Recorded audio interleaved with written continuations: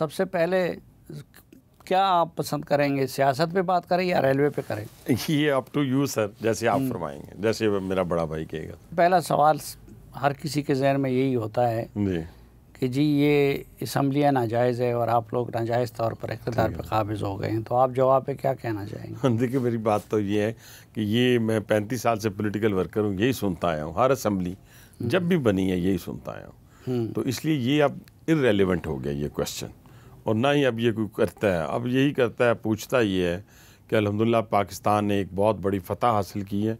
اس کے نتیجے میں پوری دنیا میں اللہ تعالیٰ نے پاکستان کو ایک بڑا مقام دے دیا ہے۔ دوسرا، وزیر اعظم پاکستان کی دن رات محنت کے نتیجے کے اندر پاکستان کی اکانومی جو ہے اپنے پاؤں پہ کھڑی ہو رہی ہے۔ فیلڈ مارشل کے دن رات محنت کے نتیجے کے اندر پوری دنیا میں ایک پاکستانی فوج نے ایک مقام حاصل کر لیا ہے، پاکستان نے ایک مقام حاصل کر لیا ہے، اور میں نہیں کہہ رہا، یہ ایک طرف فیلڈ مارشل چائنا میں کھڑے ہیں اور جو ہمارے ڈپٹی پرائم منسٹر ہیں وہ USA میں کھڑے ہیں، اور ہر کوئی جو ہے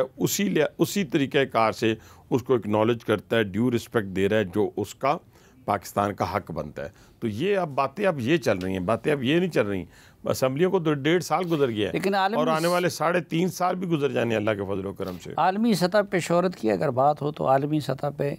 عمران خان کو بھی بہت شہرت حاصل ہے، لیکن آپ لوگوں نے اس کو اندر رکھا ہوا ہے۔ نہیں دیکھیں، یہ شہرت جو وہ شہرت اور اس شہرت میں بڑا فرق ہے۔ دیکھیں نا، یہ ایک پریکٹیکل بات تھی، پریکٹیکل بات اس طرح تھی کہ اپنے سے کئی گنا بڑے دشمن کو ہم نے شکست دی۔ یعنی میرے پاس ایک جہاز ہے، اس کے پاس 10 جہاز ہیں، میرے پاس ایک فوجی جوان ہے، اس کے پاس 15 فوجی ہیں، تو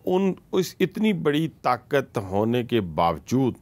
اس کو شکست دینا، اس کے پاس وہ رافیل ہونے کے باوجود، اس کے پاس دفاعی نظام جو ہے وہ لیٹسٹ قسم کا ہونے کے باوجود، اور وہ اس کا جو ٹیسٹر لگا ہے فرسٹ ٹائم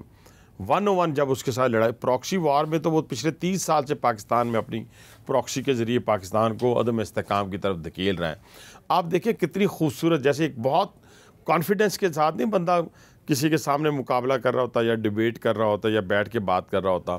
کہ آپ دیکھیں کہ ہم نے اپنے جہازوں کو کہا کہ آپ نے حد کو، یعنی اپنی باؤنڈری کو کراس نہیں کرنا، اور اس باؤنڈری کے اندر رہ کے اپنا دفاع کرنا ہے، جس کے نتیجے میں 6 جہاز گرا دیے، جو میں نہیں کہہ رہا دنیا اس کو اکنالج کر رہی ہے، بلکہ اب تو امریکن پریزیڈنٹ 29 ٹائم یہ کہہ چکے ہیں کہ 5 جہاز گرے ہیں، ہم 6 کہہ رہے ہیں، چلیں 5 بھی مان لیے جائیں تو وہ تو ایک بھی نہیں ماننے کے لیے دشمن تیار ہے۔ اس کے مقابلے میں دوسری بات آپ دیکھیں، یہاں تک تو ہم نے کہا یہاں تک لڑنا ہے، پھر جب ہم نے کہا کہ گھس کے جا کے مار کے آنا ہے، 26 ان کی ایئر بیسز کو تباہ کرنا ہے، اور پھر وہاں پہ مار کے گھس کے مار کے پھر واپس آنا ہے، اور پھر وہ واپس آئے، پھر 22 چوکیوں پہ LOC پہ قبضہ کرنا ہے، قبضہ کیا۔ پھر دیکھیں نا دہلی کے اوپر جو میزائلوں کی بارش ہوئی ہے، وہ اس کے بعد پھر کیا ہوا، اس کے بعد پھر ہاتھ جوڑنے پڑے، پھر کہنا پڑا سیز فائر کے لیے، پھر سفید جھنڈے کس نے لہرائے اپنا؟ نہیں، وہ تو ایئر فورس اور فوج کا کارنامہ ہے نا، تو اس میں آپ لوگوں کا کیا ہے؟ اندازہ لگائیں۔ اب یہ دیکھیں نا، یہ تو ڈسکریڈٹ کرنے والی بات ہے۔ ہمارا یہ ہے کہ پہلی بات تو یہ ہے کہ پاکستانی فوج یا پاکستانی حکومت ایک لمحے کے لیے بھی ایک دوسرے سے علیحدہ نہیں ہے، اور نہ تھے پچھلے 1.5 سال میں، نہ پچھلے 3 سال میں، کبھی بھی علیحدہ نہیں تھے۔ اگر آپ دیکھیں تو آپ آ جاتے ہیں کہ یہ مشترکہ، میں کہتا ہوں کہ آپ کہہ دیجیے سارا کریڈٹ فیلڈ مارشل کو دے دیں، میں اس کے لیے تیار، فخریہ طور پہ میں دینے کے لیے تیار، میں سارا کریڈٹ اپنی فوج کو دینے کے لیے تیار، لیکن یہ سارا کچھ جو ہے یہ ایک نیشنل سیکیورٹی کونسل کا جب اجلاس ہوتا ہے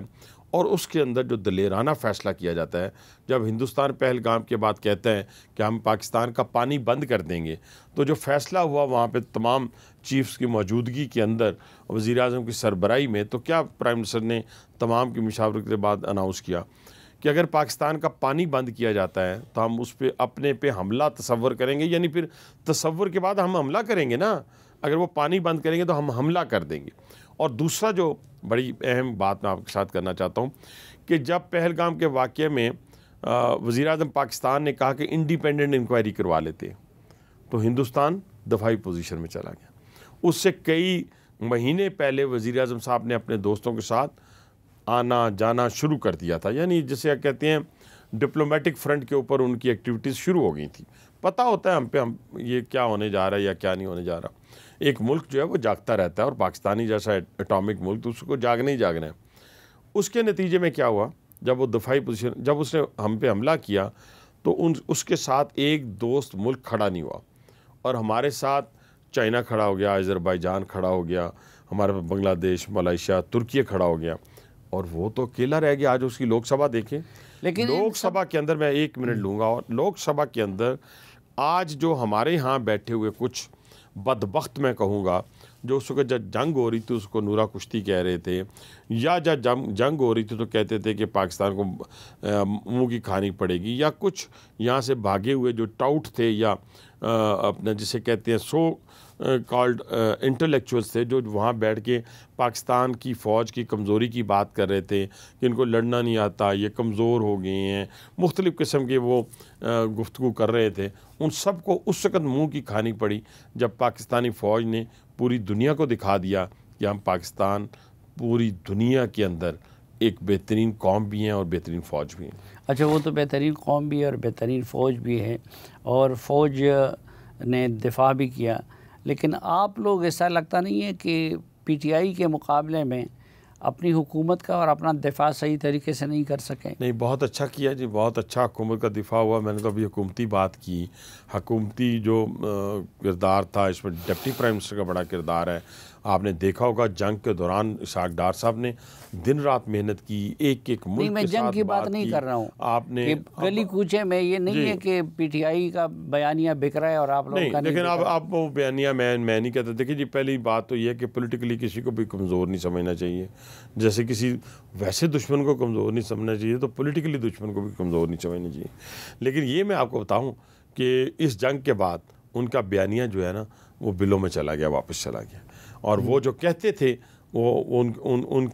کے اپنے الفاظ جو ہیں وہ ان کے منہ پہ جا کے پڑے ہیں۔ دیکھیں نا، اب ایک سازش کے تحت صافی صاحب میرے سے زیادہ آپ دفاعی حکمت عملی کو جانتے ہیں، دفاع کو جانتے ہیں، افغانستان کے اوپر آپ کی بڑی گہری نظر ہے، آپ نے بڑا اچھا افغانستان پہ لکھا بھی ہے، وزٹ بھی کیا ہے۔ دیکھیں، ایک مضموم سازش کے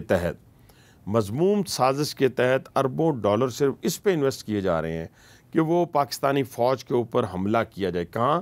سوشل میڈیا کے ذریعے لوگوں کو، نوجوان نسل کو پرگندہ کیا جائے، اور حالات وہی پیدا کیے جائیں جو شام میں، عراق میں یا لیبیا میں پیدا کیے گئے تھے۔ ان کے پاس تو اربوں ڈالر بھی تھے۔ یہی تو اب ہندوستان رو رہا ہے، ہندوستان کی عوام رو رہی ہے کہ آپ تو کہتے تھے کہ ان کے پاس کھانے کے لیے پاکستان کے پاس پیسے نہیں ہیں، تو اس کے باوجود انہوں نے اس صلاحیتوں کے بل بوتے کے اوپر اور اپنی دفاعی صلاحیتوں کے بل بوتے کے اوپر آپ کو اس نے ناکو چنے چبوا دی۔ یہ میں نہیں کہہ رہا، لوک سبھا میں کھڑے ہو کے ان کے پارلیمنٹیرین کہہ رہے ہیں، تو کہنے سے مراد یہ ہے کہ یہ تو بڑا کچھ کہا گیا، اور پاکستانی فوج کے متعلق کہنے والوں کو غیر نہیں ہے، اس پاکستان کے اندر موجود ہیں، اور وہ ان کو پیسہ باہر سے بھی آتا ہے، اندر سے بھی دیا جاتا ہے۔ اندر سے مراد یعنی وہ جو دشمن کے ایجنٹ بیٹھے ہوئے ہیں، جو اربوں ڈالر اس وقت افغانستان سے لے کے اور بلوچستان اور کے پی کے اندر انویسٹ کر چکے ہیں، اور اس پیسے کی بل بوتی اب آج دیکھیں، جب بھی کوئی دہشت گرد مرتا ہے اس کے پاس جو ویپن ہوتا ہے وہ لیٹسٹ ہوتا ہے، اس کے پاس جو کرنسی نکلتی ہے وہ ڈالر کی صورت میں نکلتی ہے، تو کہ یہ پیسہ، یہ ویپن کہاں سے آ رہا ہے؟ یہ ہندوستان دے رہا ہے۔ اور یہ میں آج نہیں کہہ رہا، یہ صافی صاحب اپنے پروگرامات نکال لیں، جتنے پروگراموں میں آیا ہوں میں تسلسل کے ساتھ کہہ رہا ہوں کہ اس حکمت عملی کے تحت پاکستان کو عدم استحکام کی طرف دھکیلا جا رہا ہے۔ انشاءاللہ پاکستانی قوم جو ہے وہ اپنے فوج کے ساتھ بھی کھڑی ہے، پاکستان کے ساتھ بھی کھڑی ہے، اور ایک میں ہندوستان، تھینک یو، آپ کے پدنی پروگرام میں نے کہا کہ تھینک یو ہندوستان، تو بہت سارے لوگوں کے کان کھڑے ہو گئے۔